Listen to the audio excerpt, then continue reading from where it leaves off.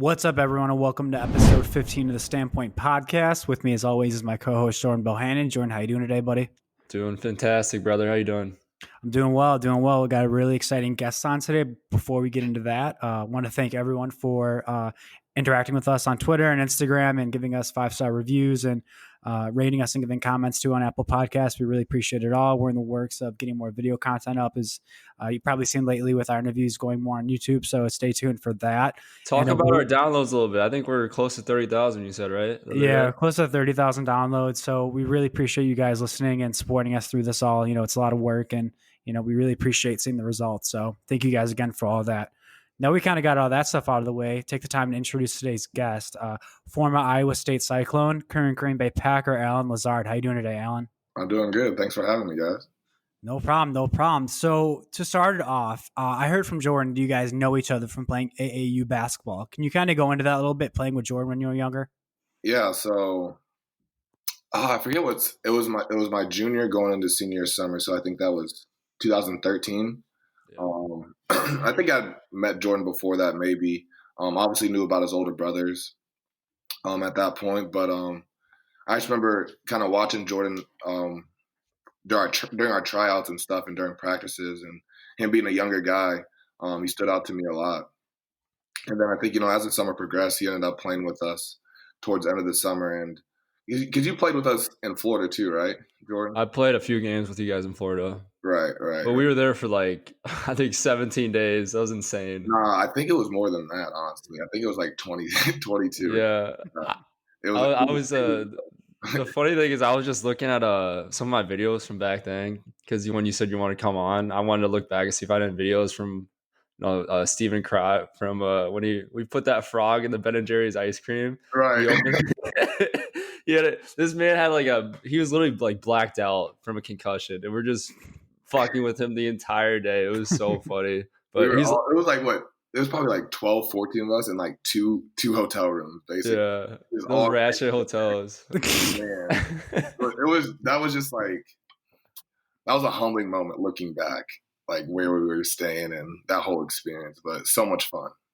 Do you remember dunking on Ames in Orlando? It was the first game in Florida. On who? On I can't remember his first name. We called him Ames. Oh, you talking about Luke Umble? Yeah, Luke Umble. Yeah. Yeah, I've caught him slipping a few times. He's literally on your team. This man and Alan Lazard just dunks on him. I'm in the stands watching it. I'm like, what the hell? Brody was throwing me a lot of lobs back then too. That's when I could really jump. That was probably the last time I could really be a high flyer at least I feel. Because when I got to college, I'd put on weight, and then playing football, it's a different type of movement and jumping. So I really wish I would have stuck with basketball. Jordan, give me the story you talked about of the bus with the milking. Alan, do you remember I think we're playing cards in the back of the bus. And actually, I think we were playing in the front of the bus because we didn't want to play in the back of the bus with you guys because you guys cheated. But that's a whole nother story. I never cheated. I know Brody definitely did. Josh, for sure. Reed was a big one too. Reed was the biggest. Yeah, but I remember coming back, and we used to mess with a lot of people. You guys used to mess with a lot of people, so we try to stay away from you guys the most part from the back of the bus. But I remember coming back, I was going to the bathroom, and I look over, and you're talking about trying to milk your nipples in the. I had ingrown hairs. Dude, it was so funny. Coming out, it was disgusting. Oh my gosh. Being 17 years old on a road trip for 30 or 20 days. So Alan, so you played at Iowa State, obviously. You currently play for the Packers. So what are the commonalities, similarities, and differences between the two fan bases that you've experienced? I always tell people this. I say Green Bay is basically a glorified Ames. And it's the same small town, same type of community support, cold weather, all that. Everything just matches up the same. Minus the student body, obviously, being in Ames. But the biggest thing that's missing is here we have Super Bowl trophies, and in Iowa State we didn't have too many. reward or trophy to put up. But that, to me, that's really the biggest difference. Yeah. Or that's the only difference in a sense. It gives me a lot of the same vibes, and I think that's a big reason why I feel so comfortable and I play so well here. How has that been since playing at Iowa State, transitioning into the NFL and kind of, you're kind of close to home realistically from most other teams in the NFL. How has that been transitioning to the Green Bay Packers and, stepping for the first time in Lambeau and all these players that you met throughout your journey so far? Right. I mean, first getting into the NFL when I first, got down to Jacksonville, I really was kind of an eye-opening moment because I had to learn how to practice. I didn't realize I didn't know how to practice. And what I mean by that, I wasn't getting the most out of myself every single day. And I wasn't practicing with a purpose before, in a sense. So when I got down to Jacksonville, that's something I was able to learn by the vets there and by the coaches as well, because they really pushed me there. And then once I finally got here, the same type of mentality, same type of coaching and culture, but it was really emphasized and implemented by the vets here. And that's something I really caught on with and has really been a huge part of my success. So, I remember when I first got here, getting off the plane, had my luggage still, and then just driving into Lambeau was just kind of a surreal moment. Like it's everything people say it is, how they describe it. It's just you're in the middle of a neighborhood and then bam, Lambeau Stadium just kind of pops up out of nowhere. And it's pretty breathtaking, to say the least. So my first time experiencing Lambeau was, 2 weeks after I had gotten there. We had a home game, the last game of the season. They weren't going to the playoffs, so this was going to be the last game regardless. And I was very fortunate enough to suit up. So it was actually my first NFL game was in Lambeau, and it was my first time in Lambeau too. So it was a pretty cool experience. Very cold game though, extremely cold. I'll never forget how cold that was. And I only played one play, so you can only imagine how bad that was on the side. Do you feel pressured in the NFL with the mentality of not wearing sleeves and stuff like that in Green Bay? Or are you like, man, like I'm just going to be warm and play the way I want to play? So I kind of already had that mentality at Iowa State a little bit. I wore sleeves every now and then. But I did kind of, just feel just from a physical standpoint, I'm a bigger receiver too. And, not wearing sleeves is a little bit intimidating. Especially though it's a smaller DB. So that's something I kind of did at Iowa State. And when I got here, I was informed that we're not allowed to wear sleeves. So that's a rule Devontae's kind of implemented within the whole wide receiver group.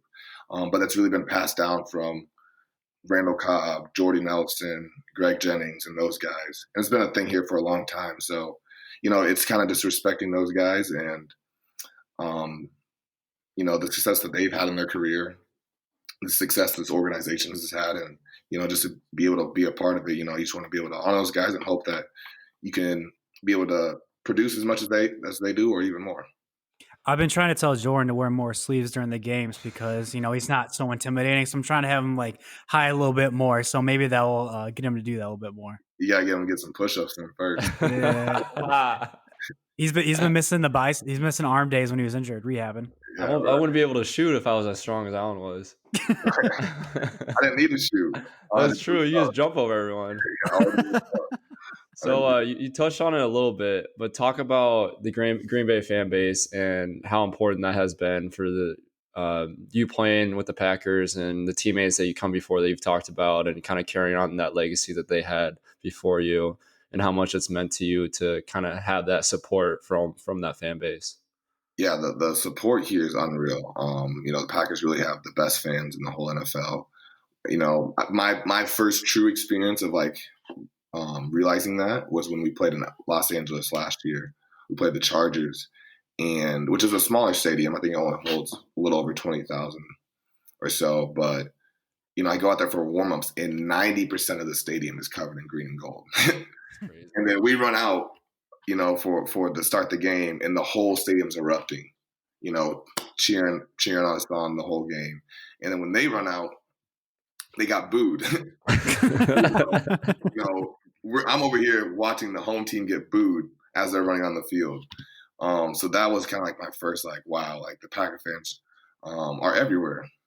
truly, not just even nationwide, worldwide. I have fans that have reached out to me from all over the world, which is something so cool, especially just being with this platform that we're given, to be able to, touch people from different communities, different lives, different countries, something truly special. But yeah, the support here is unreal. And, it's something that really sucks about this year is that, we don't get to have fans. We can't, go into Lambeau and be able to experience the fans and be able to feed off the energy, especially when these games start getting colder. That's a big energy booster, being able to play here at home at Lambeau. So we miss him and can't wait to have him back for sure. You mentioned your time in Jacksonville, so obviously you went undrafted, and you kind of had this change of perspective coming into being one of the top recruits in Iowa, going to Iowa State, being the man there on campus, and kind of taking what you wanted as far as playing time and the stats you were able to produce. So you came to Jacksonville though, and you kind of had to work your way back up, kind of coming from a big fish in a small pond to now a little fish in a big pond or whatever now. So how does that mentality change? Because for majority of your life, you basically could do whatever you want on the field. You got the playing time and, you had all that going for you. And now you basically kind of feel like the world was against you and you had to work your way up again. So how did your mental attitude change? Right. I kind of hit on a little bit earlier when I said I learned how to practice, right? And to kind of expand on that, I really learned how to be a pro. Calais Campbell, Telvin Smith, Brandon Linder, Jalen Ramsey. I was going against really good guys, very talented players in the league. And I'm a very observant person. So just being in a locker room, especially a new locker room, being, not really knowing anyone, I was pretty aware of all my surroundings. And I watched guys every single day on how they carry themselves on the field and off the field. And, if I'm seeing these guys that have been in the league doing, having the success for many years and producing still, whatever they're doing, obviously they're doing it right. So to me, it was just like, all right, I see him doing this, I'm going to do the same thing. And I kind of just had that mentality my first 2 years or so, trying to just be able to figure out how to go about this business in the NFL and how to treat my body, how to prepare right, how to get better, in different aspects. So when I really got down to Jacksonville, I had to, like you said, I kind of had to change my mindset a little bit and rebuild, because I had to take a step back and realize, okay, before, like you said, I was the man, so to speak, at Iowa State. Everything was smooth sailing and all good. But then get on Jacksonville on the practice squad, I'm not getting playing time. I'm not having success. So it was adversity. And it was probably the hardest adversity I had to face. But it really just allowed me to take a step back and kind of realize what I was doing in life and trying to make sure I was doing everything well. So I just put my head down and started grinding every day. I truly realized that how much I love football and what I wanted it to do for me in my life and the commitment I needed to make for it. And being down in Jacksonville helped me realize that. So now you've with the Green Bay Packers, been pretty successful. You've dealt with a couple of injuries so far, but sounds like you're getting back to 100%. But let's talk about a little about your platform. I know you touched on it a little earlier, but talk about, because now I've heard you started launching your own company and trying to be successful in kind of the business world now. Talk about a little bit how your platform has helped shape you to kind of create this kind of audience and engagement with the community around Green Bay and around really the entire country. Right. So I'm kind of hitting on my brand that I'm starting to put together, and I'm about to be launching here soon, which I'm actually wearing one of the shirts at the top. ATT is the brand. And it was something that me and one of my best friends from high school really started saying our sophomore year. He was picking up offers in baseball, I was picking up offers in football. We were best friends, and we butted heads all the time because we would compete. And, we really felt like we had the at the top mindset. And, it came out like in a song that year, like Rick Ross Drake, at the top. There you go. But yeah, so we just had that mindset, and, I went on to go to Iowa State. He went on to ASU for baseball, blah, blah, blah. We're here now. Fast forward to the summer, we're kind of talking on the phone and realizing, at the top has really always been a part of our lives. And we've been saying it for a long time. And, now we kind of just want to put it into words and put it into writing of what it really is. And what at the top is just a mindset, it's a lifestyle, and it's really just a standard that you hold yourself to that's above what the average standard is. It doesn't matter what it requires to get done to do. So no matter what the task is, there's no, I'm only going to put 6 hours in today. No, I'm going to put however many hours I need to do to get the job done. And it's really just kind of having that type of mindset and mentality with whatever you're doing in life, making sure that you're attacking it the right way, and whatever you're doing, that you're doing it to the best of your ability, and you're holding yourself to that accountability. Explain your process. So you just came off the injured reserve. You announced the other couple of days ago. Can you walk us through that process of landing on the injured reserve? And, is there testing that goes into it? How do you basically gauge yourself to when you're ready to finally be pulled off that list? Yeah. To be honest, it's not really my call. That's what I'm kind of learning as this business thing goes. But just kind of hit from the last 6 weeks, whatever it's been. I got injured during the Saints game, and really, I've just been progressing, doing rehab every single day, treating myself, trying to test the waters, and trying to come back and see how soon I could come back to be 100%.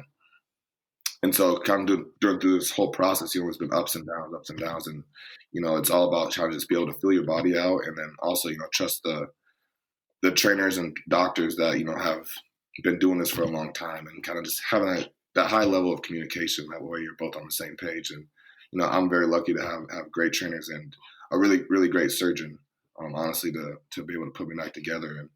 And, but yeah, it's been a long process. I just told my friend, it's like, I told him, I was like, I'm getting bored right now because I I'm just chilling here in Green Bay. Yeah. So I'm just like, I'm just so eager and so anxious to get back out there again. And, because, I'm really excited.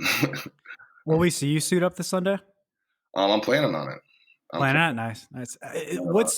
How do you it's like a kid on Christmas, when you get finally put off the list, you can practice, you can get the playing time. Is it almost like unfinished business type mentality? Is it more excitement, or, what kind of mindset do you have now with that? Yeah. So I'm still kind of riding that high that I had from the last game that I played. Saints, correct? Yes. Yeah. And, it was a career high game for me. I had a touchdown, a few key plays, and won the MVP or offensive player of the game. It was a great game. But so I'm still kind of just riding that high mentally, and how I've really been attacking this whole rehab and coming back. So just having that mentality every single day and still kind of riding on that, even though I am a little bit, or have been hurt and injured, just having that attack mindset every single day will allow me. So when I get back in that position again, I'll still be in the same mindset of being able to attack and be able to go forward and still do the things that I want. So really, I've been trying to hold on to this lasting memory for the past 6-7 weeks. Yeah. And finding other things to motivate me as well. I think that's the biggest thing, is just really just finding what gets you going, whatever it may be. It don't matter what it is, because it's personal to you, and whatever gets you going. So I look for things every single day. My teammates, my coaches, other players around the league, things that I just see on social media, the doubters, Yeah. There's so many different, things that I'll look towards or look for just to motivate me and to push me every single day. And, that's why I'm so excited to get back out there, because, I've been missing the past 6-7 weeks or whatever it is. And I feel like I have so much to make up for, in a sense. Yeah. And which I want to do. And I can't wait to be able to go out there and perform and know that people in a sense have forgotten about me. And so it's going to be nice to be able to kind of wake people back up. Speaking of the social media quick, so I've experienced, Jordan's perspective from social media being in college right now, and obviously just the shitstorm it is and all the people you have to deal with. So break down the difference between social media being in the NFL, being a professional, and the social media, maybe the haters or whatever, when you're at Iowa State and still a student.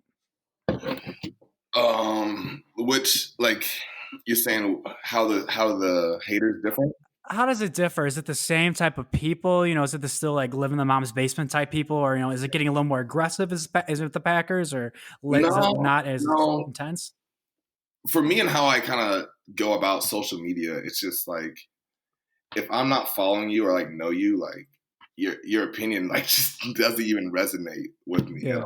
So I can't really gauge, because I mean, even the ones that I've read or haven't read, it's just like it's just funny to me in a sense, of whatever it is, because it's like you don't even know me, Yeah. So it's just like it's just comical in my eyes. So there has been funnier ones, I guess, and more vigorous runs as the years have progressed. But I take that with pride as well. So I'm trying to get more haters. I want to see all the negative comments. Like I said, I look for motivation. So that's something that I look forward to. I can't wait for the first fan to yell out of the stands, "Lazard, you suck." Yeah. Like that's going to put so much joy in my heart and motivate me. You know what I'm saying? So. Yeah. So all that stuff's all fun and games for me. Me and Jordan could just talk shit to you before every game. We'll just send you some texts and stuff. We'll just get in your head. Want the motivation. So I want to transition a little bit. So we had Zach Showalter on a couple episodes ago, and he talked about a story when Sam Decker was getting drafted in Brooklyn, and Aaron Rodgers, who was really close with that team that went to the Final Four and really got really close with Sam Decker and Zach Showalter and all those guys that were on that team. And they talked about going out with Aaron Rodgers and how he was just trying to play it cool and stuff. And it was just a normal day with him. But I was talking to my brother, Zach, and he wanted me to ask this because he heard from Sam Decker that Aaron Rodgers is prone to give his linemen hefty gifts for protecting his ass. So I was wondering if you've been on the receiving end of one of his hefty gifts lately. Not from the physical gifts, but I've received a lot of nice passes that have been very much more than gifts, in a sense. Love it. But yes, it is very true. I think Aaron takes care of his people very well, to say the least about him. He's a very caring and loving person, and he does so much more than I think what the media actually depicts of him for everyone in the locker room. Really caring about everyone, top to bottom, doesn't matter who you are. And, ultimately he just wants to win. And so he's going to push you and he's going to push himself every single day. Having been at Iowa State with the football program, currently now with the Green Bay Packers, give us the biggest misconception or, preconceived notion people have with, the Iowa State football player or the NFL football player and, what the actual reality is. Go into more detail about that. So, like, for example, like seeing Jordan and stuff on the screen, like, he could be arguing with the refs or whatever, and someone could say, oh, like, he's a douche. Like, he thinks he rules the world and he thinks that his shit doesn't stink, all this stuff like that. And, you being on the field and people's perception of you, basically only seeing social media during the games, but they don't really know the real you, like you said. So what's the biggest misconception about Allen Lazard? I don't know. I don't really know what, in a sense, like how people, I guess, view me. I try to just put out the best image of myself every day. I think I'm a pretty open-minded, loving, caring person. I like to smile a lot. I'm not very down. I'm always positive. It's hard for me to accept negativity in my life. Even the hardest parts of my life, I've always found something positive in it in one way or the other. And I think that's helped me so much, with athletics, but also just life in general, just managing my emotions and everything. But the biggest misconception, I mean, I think the biggest misconception is that, it's funny because I actually had a friend today or a teammate today asked me, like, where are you from? Where are you from? Everyone thinks I'm from Cali or Texas. Yeah.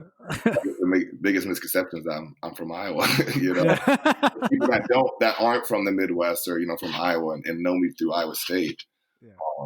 No one, I'm telling you, no one ever thinks Iowa. Explain your experience at Iowa State, being a collegiate athlete there and being a student athlete there. Jordan has a type of thought process saying that you're not a student athlete, you're a college athlete, right? Because you're there to play football, there to play basketball, you're there to drive in revenue and, X, Y, and Z. Do you believe that the college athlete is real or the student athlete's real, or is it more of a college athlete like Jordan's saying? It's way more like Jordan's saying, where you're being pulled in 4 different directions, equally the same amount. And if you don't attend to each direction the same, then you're looked down upon, or you're disregarded, or it's just you're not performing up to the standard, And the reality is, you have 18 to 22-year-old, boys, men, really, trying to figure themselves out, going through changes physically, emotionally, playing at a high level. So then you have academics on the side as well, like. Oh, you know what I'm saying? Like, I think what people really don't understand is like how much time and commitment and dedication it really takes, and it doesn't even matter if you're a starter or not. Like, just the fact that you're on the team is like a big thing. You know what I mean? Like, even if you're a practice, or a walk on or whatever, that, like, it still takes a lot of time, dedication, and time management and accountability, having your shit together. Because I've seen plenty of people try to join the team and get cut, get released from the team or whatever 6 days into it because they just don't have their things together. And so, because it's a commitment, and I think that college athletes, in a sense, get abused in that way as well. Expecting to perform at these high levels and making millions of dollars for these schools and these corporations, but not, seeking any benefit from it. When I graduated college, I had $200 in my bank account. Like, I think it's way more now. but the reality is, that I graduated with $200, and that's not to say that, I could have got a job. I could have done, I could have managed my money a lot better, but the truth of the matter is, I committed for 3.5 years, and I played so much. I did everything I could for that community. And it's like, not that I feel like I need to be compensated, but, it would be nice to have a helping hand step forward in life, I feel like a lot of people get rewarded for their things that they're able to do in life, or the rarity of their abilities, in a sense, no matter what it is. So, I definitely think college athletes should get paid. I mean, Jordan brings up the name, image, and likeness, basically saying that, you could be a student, you could release an album, you could do. The Iowa State, for example, my senior year, what jerseys did they sell? 5. Yeah. There was 2 5s on the team. It was me and Kamari Cotton Moya, but I guarantee you, if you went and asked the people who were in the 5 jerseys, they weren't saying, and that's no disrespect to him or to take anything away from him, because in a sense he should earn some of that too, like, but it's the only jersey they sell. You know what I mean? Like, come on now, like how they're selling a hella lot of those, right? It's just like, it just doesn't make any sense. Like at Iowa, like you see the 3 jerseys with Jordan, you see the 5 jerseys with you, and what's the thought process that goes through your mind? You're walking across, and you're like, obviously there's no names on it; they do it on purpose. You see number 5, and you're walking to class, and you're like, damn, like that's like, it's basically like they're wearing my jersey, but they're finding a way around it. Is that kind of like, did it take a second to come to grips with that, or was it something you're like, okay, when I signed my name away, when I accepted to go to the school, I knew that was a part of it? Yeah, I mean, I think you kind of envision it happening, so you kind of prepare yourself in a sense, I guess. Yeah. But still experiencing those moments are still surreal in a sense. I think more so for me, because I knew I was going to Iowa State, and I knew I was going to be successful there, and I knew what I was going to do. Mm-hmm. Seeing the 5 jersey wasn't as big of an accomplishment in a sense compared to seeing the 13 jersey now in Green Bay.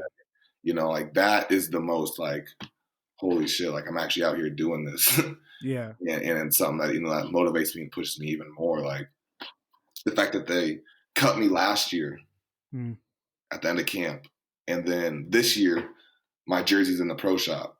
It's like it's crazy just to see Yeah. the change and the growth and just the experience and just being able to have someone that opens up your jersey and gets joy from it, and finds motivation in it. It's just something it's hard to put into words, and it's a great experience.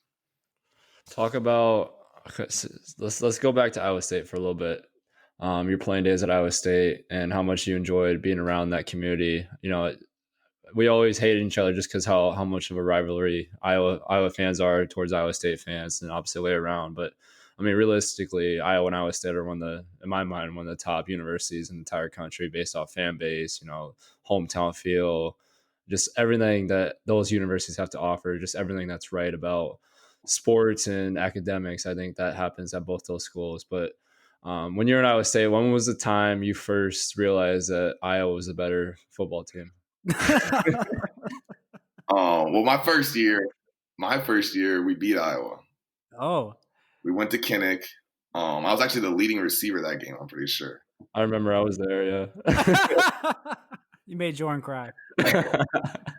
So hoisting that trophy, and that was on cloud 9 for a little bit, but then losing to you guys the next 3 years, especially my senior year, that one was probably the toughest ways to lose. But yeah, there's always been mutual respect. I think from players to players. I think Jordan, I'm sure you can elaborate too on this. Like a lot of the animosity is way more in the fans, actually hitting each other and getting after it, and the Twitter and social media and all that stuff. But yeah, I mean, it's always been one of my favorite games to play in, obviously, especially growing up in Iowa. So at least I can say I at least won one of the games, and I'm in the NFL, so yeah, I can hold that crown still. I think that's what makes it so special. Like the player, like even when me and George Niang go out after each other, and I mean, I know you've chimed in a couple of times, but it's always, I mean, I still talk to Niang off Right. Twitter. Like it's just mutual respect. Like we agree that we're rivalries, but at the end of the day, we both accomplished our goal of playing at our schools that we wanted to play at college. And I think that's what's so special. Even with you, that I mean, we go back to AAU basketball days, but I know that, I mean, you're willing to come on this podcast and have the ability to talk about stuff like this. And I think that's what's so cool about the Iowa State rivalry, because there is respect there, whether the fans make it or not. So I think that's what's so cool about everything as a whole. So Yeah. I think that, the one thing I dislike about our rivalry is that we're not in the same conference. Yeah. I think it's like us, Clemson, and South Carolina. And then, like, I don't even know what other school, but, like, we're the only two schools that, like, are in the same state, being a traditional university in Iowa and an Iowa State, state name, state, and not be in the same conference. It's kind of, like, so asinine to me to think about. But yeah, it's always been love and a great rivalry, which, unfortunately, they weren't able to play this year, else we would have won. But look forward to 2021. Talking about the fan bases, talk about Iowa State, talk about the Packers fan base. For me, unfortunately, I'm a huge Bears fan, so don't rub it in too much, Alan. It's been a shitty year, but it kind of contrasts the rivalry between the Packers, Bears, Iowa State, Iowa. Which is the bigger rivalry in your opinion? I would have to say Bears, Packers. I think there's just too much history.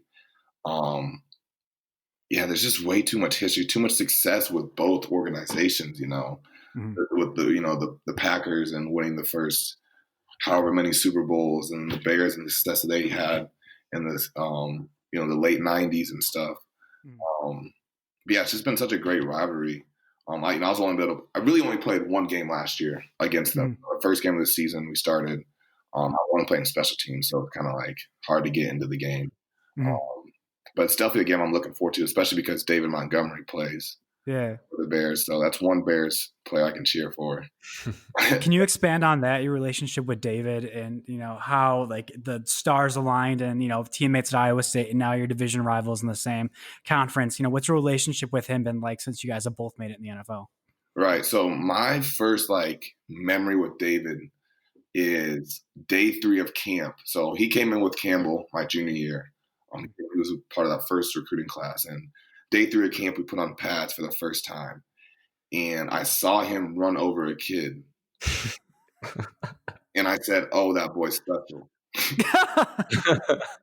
And, fast forward 4 or 5 years later, and we're sitting here today. And the thing with David, man, I can go on, which is on how great of a person he is, how great of a teammate he is, and just his commitment just to his profession.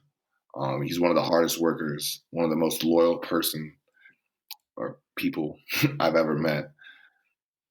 But yeah, my relationship with him has only grown even more, especially the fact that for us, Iowa State, and kind of just backtracking a little bit on my career, going into the NFL, I didn't really have anyone to look up to or to reach out to. I had heard of guys maybe here and there, or had friends from other universities that were on my team, but I didn't really know anyone to kind of give me or show me any guidance. So that was a big reason, I think, for my struggles and my adversity that I had gone through my first year. But for David, I was able to already have that year established in the league and kind of just give him a little bit of a heads up and a guidance of what to expect with everything. And I think that helped with his tradition or with his transition in the league. But our relationships has just only grown so much. He's someone I call my brother. I talk to him all the time. I care about him. And his family. But yeah, we've just grown so close throughout the years, but especially over the past year or so. How has kind of creating that, touching on like brotherhood and stuff like that, you kind of have that, always say brotherhood is kind of like college sports too in those conferences. And, I'm really close with a bunch of guys from other teams in my conference and one of my close friends all over the conferences. So touch on how that transitioning to NFL and how that's like, and getting to know other players from other teams and their stories and how they got there, especially on your own team with the Green Bay Packers. Right. The brother, it's different, in college, you're in a locker room and your feet are grounded, you're not leaving that locker room unless you transfer, quit, or, but in the NFL, it's a kind of revolving door with kind of how the rosters work. People get injured, people got to get replaced, people get cut, traded, whatever. So that's probably one of the biggest adjustments, I think, because your whole life you grow up with that team-based mentality, team-based mindset, and then who's my team when it's changing all the time. So I think that was probably a big challenge, and kind of teaches you too on how, like, at the end of the day, you just got to focus on yourself and put your best foot forward for the team, for the betterment of the team. And I think that's why we have such a great team too, is because we do have a lot of the same guys this year as we did last year. And a lot of the guys care about each other and push each other hard every single day, and hold each other to that standard. So just that mindset and that aspect, and be able to tie those college athletic brotherhood and team mentality to the professional sports is, I think, imperative to help have success. You mentioned teaching some lessons in the team and, revolving door, like you mentioned. How was it coming into an organization like the Packers with an established quarterback like Aaron Rodgers? I'm sure you get the question all the time, one of the top quarterbacks of all time. And then you're also behind Davante Adams, which is, probably top 2, like you said. I'll say him the number 1 receiver in the NFL, probably. But so how was it coming into that? Like, it was like a little nerve-wracking working with Davante, or, walking up or talking to Aaron? Because it's kind of almost like, I feel like it's almost like a freshman senior type thing where you kind of are trying to tiptoeing around, or did you have that mentality like, I'm here, I can establish myself, I'm not afraid of anyone? Yeah, 100%. I was pretty nervous, pretty scared, and it was more so just the respect aspect, kind of like going off of how the locker room's revolving all the time. I just got into this locker room. I don't really know anyone here, and just that mentality is just like, you just respect your elders. And obviously there's a lot of respect for him and a lot of the guys in those locker rooms. So when I first got there, like I said, I was just all eyes and ears. And, I watched how Aaron moved every single day on, what time he was getting to the facility, how early was he getting to meetings, was he taking notes, how was he presenting himself, how he carried himself in practice. There's just so many things that I watch from a distance. not only from him but from Devontae and other guys as well.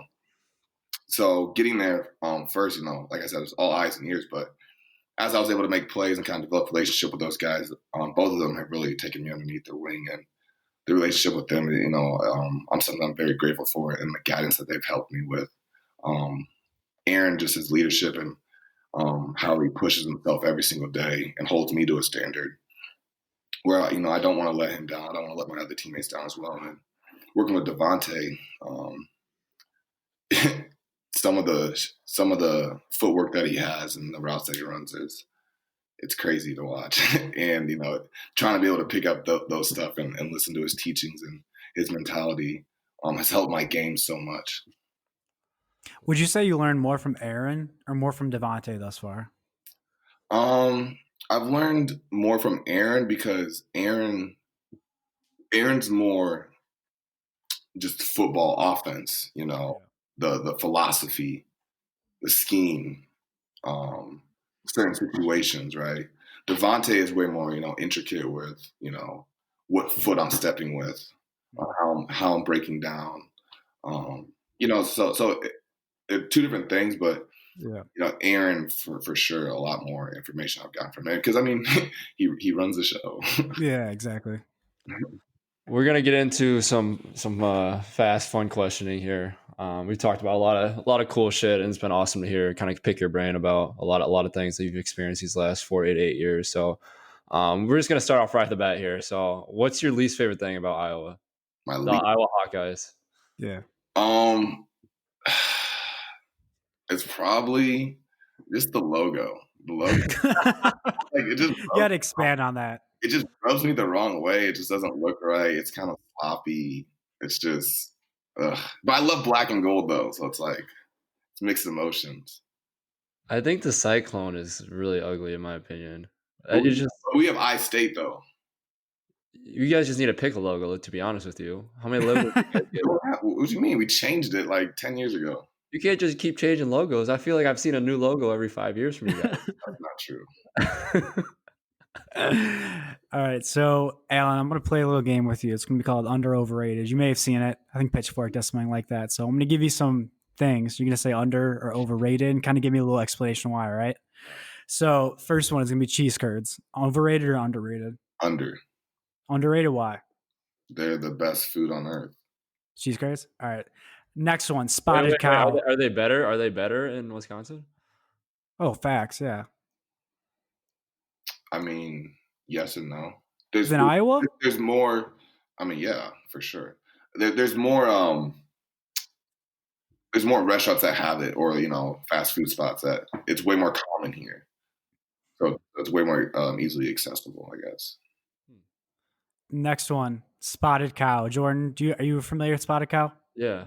All right, Alan. Spotted cow, under or overrated? Over. Overrated, why? It's just, I mean, I'm not that big of a beer guy to begin with. Yeah. But yeah, there's just been so much hype around it that people like, oh, you haven't had a spotted cow yet? Yeah. it's like, yeah, and I'm still good. Like, yeah, chill. There's been so much hype into it that when I've had one, it's like, yeah, I'm like, this is what we're talking about. What a great branding name, though. Spotted Cow. Spotted Cow, you're listening. Alan Lazard needs a sponsorship. Hit him up. He loves spotted cows. Next one, Culver's. Underrated, overrated? Under. Underrated? I think it's underrated because the quality of food, for one, they always prepare it after you order. It's fresh. It tastes fresh. They really have everything that you want there. You get to go get a nice sandwich. You get some cheese curds, fries. You can get a salad. They have a nice tenderloin. My grandparents, basically raised me on Culver's. that was when they went out to eat. That was Culver's, and that was so. I've grown a huge love and infatuation for Culver's, and the frozen custard there is the best. Wait, so Culver's or Chick-fil-A? Are you a big Chick-fil-A guy? Chick-fil-A is cool. Well, I would take Culver's. Yeah. I'll take a Butterburger hands down. All right, so the next one's going to be Big 12 defenses. Underrated, overrated? You could be honest. I would say overrated. Okay, why? I guess, I wouldn't say, yeah, I would just say trash. Well, yeah. Is the Is conception? All right, it yeah. We're gonna be honest here. Okay, the conception is the Big 12 has ass defense and then it's offensive scoring. Is that true, Alan, from your perspective? In a sense, yes. Yes.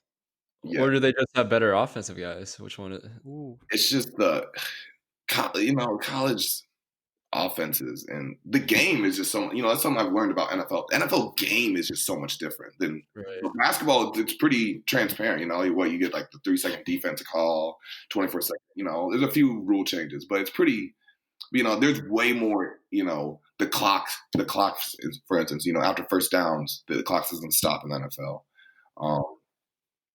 There's a little 2-minute window in the fourth quarter from the 5-minute to the 2-minute mark. That 3-minute window where the clock is constantly running, whether you run out of bounds. The only time it stops is the incompletion. Even if you run out of bounds, the clock's still running. You have to check in to be legal on the field. You have to check in by running inside the numbers and getting back out. You know what I'm saying? Like, you can't just step onto the field. Yeah. And those are just a few at the top of my head, but yeah, I forgot where we even started with that. With the Big 12 defense. The game's different. Yeah, the last one. You can be honest here. Iowa men's basketball this season, underrated or overrated? Ooh. Wait. You gotta inform me on when. Okay, when's the season starting and all this stuff, because I trust me, like I'm so out of tune with college athletics. Yeah. So just a little background. Iowa ranked 5th best team in the country. Obviously, Jordan's on the team. Season starts in a week. A lot of hype around it, but also, is Iowa a top 5 team? A lot of people talking shit. So, do you think they're overrated or underrated? Based on what you know of Iowa basketball, you know the history. You've been there. They still have the big man, right? 55. Yeah. Okay. I'm not gonna say overrated or underrated. I'm gonna say Elite 8. Ooh. Okay. I expect you guys to go at least to the Elite 8. At least, I like the least part. That's.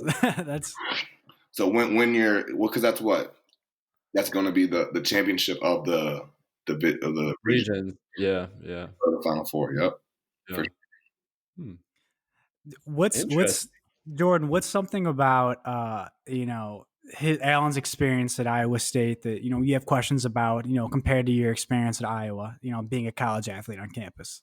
Were you afraid to ever go down to Iowa City, or were you just like chilling? You didn't matter. Yeah, I figured you did. I didn't know. See, like with me, I just feel like I'm not allowed in Ames after what I did last year. Oh yeah, well that's different, and it's different in the sense that one, basketball and football, 2 different rivalries, right? Like your guys is way more intense. I feel like, just with the history and the blood, just like there've been a lot of close games lately, and both programs are at an all-time high. Football, Iowa State's been pretty shitty, the past decade or so. So, and then obviously our record is, you guys have a substantial lead. But I went to Iowa City twice when I was in college, and I enjoyed it. I had a fun. Great city. I was super jealous just on how the whole setup is, for the college student or student athlete. It was a pretty good experience, pretty fun. I try to keep low key. I almost said that. I mean, you got like when I was there, because I didn't know, because just like what I'm saying, I didn't know. I didn't know Iowa. I didn't know any of the football players there either. So when I went there, it was I had fun. But I mean, if you want to come to Ames, I'll show you around. You'll be good with me. Trust me. I know Tyler Cook went there with Monte like 2 years ago for the football game, and he wore his game jersey. I thought it was the funniest thing. They sat front row with Monte. Right. It's the funniest thing ever. Sounds about Monte. Yeah. The last question I have is, what was the moment coming into the NFL where you're like, holy shit, I'm in the NFL? What was like the humbling experience that you had? Man, every day. Yeah. Every day I tell myself, like, man, I play for the Green Bay Packers. You know, what an honor. Just even going back to the past year and a half or so, you know, the progress that I've made and to see how far I've come. And then, you know, dating back to college where, you know, even I was having a successful career, you know, I felt like I wasn't very recognized on a national scale that much, especially because of the success that we weren't having there.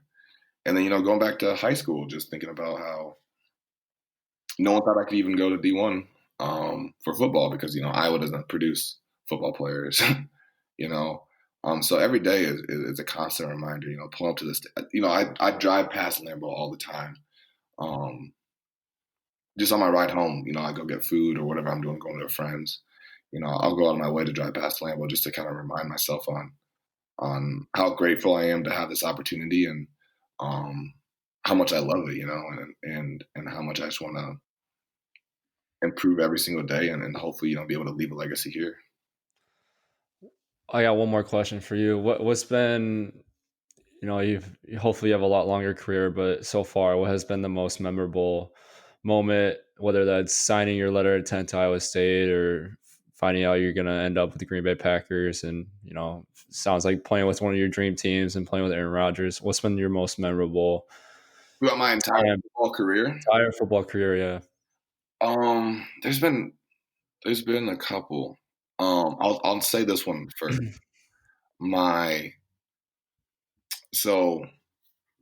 junior year going into senior year, high school, I was invited to the Nike camp called The Opening.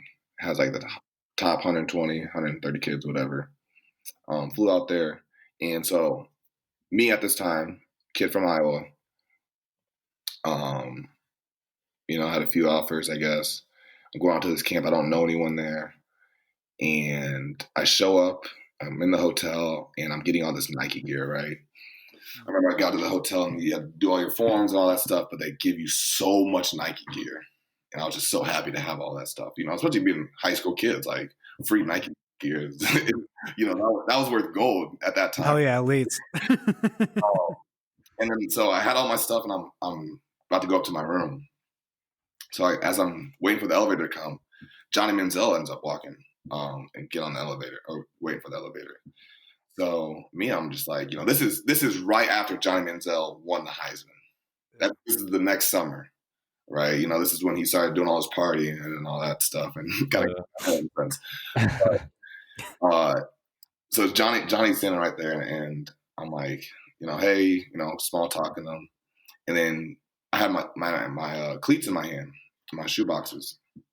He asked me like, you know, what cleats I got. I kind of showed him.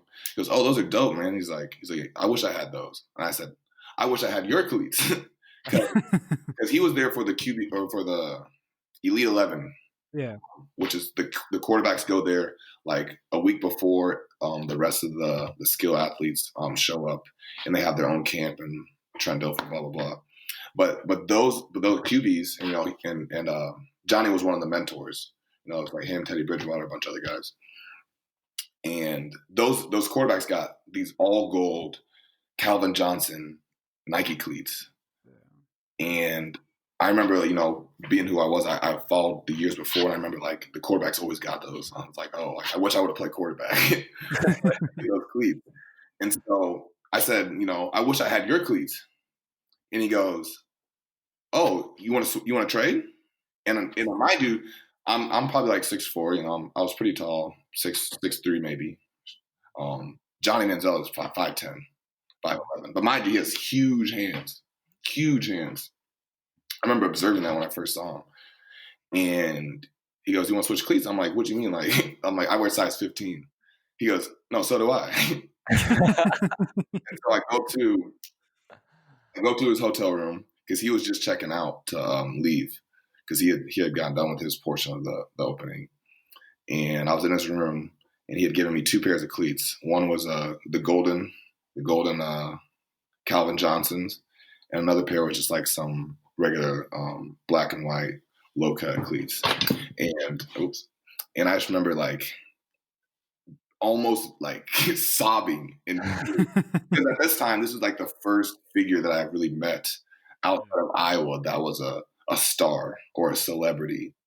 I'm sure Jordan, you've kind of had somewhat of the experience like that of, it's almost like a mythical thing seeing these guys on TV all the time and playing video games with them, because we never interact with them, and so the fact that I just met this guy randomly and then, he gave me these cleats, it was, as a kid, especially at that time, like that was the pinnacle of feelings and my experience. But I've had a lot of great experiences in the past year or so too. But I'll share those later. my last question is the night after the Saints game. I know you kind of got injured and a little banged up after that game, but I mean, were you smiling ear to ear? Like, give me the lowdown that night after the Saints game when you had your career high game. Yeah, I mean, going into that game, I already knew what was going to take place, right? Like, I already had that mindset, that mentality. I knew the game plan, and really, one of my best friends is a Saints fan too. And of course he's the one that talks the most shit. So, and just like I said before, I use anything for motivation. And I was talking trash to him all week and stuff. And I put myself in a position where I had no other choice but to go out and perform. And so after doing that, obviously I'm on cloud 9, even though I'm gimping back to the But yeah, it was a great experience, man. Especially to be able to do it on Sunday night. But yeah, I just can't really, like I said, I can't wait to get back out there and be able to do that again. Yeah. Well, I mean, we really appreciate you taking the time to speak with us today, Alan. Obviously, you just got done rehabbing, quote unquote rehabbing. You've probably been ready for a couple of weeks now. So but you're excited to get back out there, and we're excited to, see you out there. It was really cool to have you on, especially from the Iowa standpoint, because no pun intended, but like just having the whole notion of Iowa State, Iowa hates each other. The athletes hate each other, but being able to come here and sit down and have this open conversation that's candid and talking about each other's experiences and getting the similarities is a really cool thing. And, we really appreciate you taking the time out here today to sit down with us, and you gave us a lot of good info and, a lot of awesome stuff too. So, again, thank you again, man. Really appreciate you taking the time. Thank you guys for having me. Of course, Jordan reached out to me and it was a no-brainer. Just, from our previous relationship and seeing what he's done in Iowa and what he's continued to do, especially just for the community and everything. So, yeah, it was something easy. And like I said, I just wanted to be able to help out and do whatever I can. I appreciate that. I respect the hell of you. I wish the best for you going forward. I appreciate that. Even as a Bears fan, Alan, I give you my blessing. I want you to do well. Okay, the only player on the Packers that I will cheer for is you. So that is just your blessing for me. So really appreciate you, man. It's been awesome having you on today. Thank you guys for listening. Keep making sure you subscribe, rate us 5 stars, all of that. Keep interacting with us on Twitter and YouTube, and we're getting more content out there. So we really appreciate y'all. Have a happy Thanksgiving, and thank you guys again for the support. We really appreciate you guys, and we'll see you guys next week.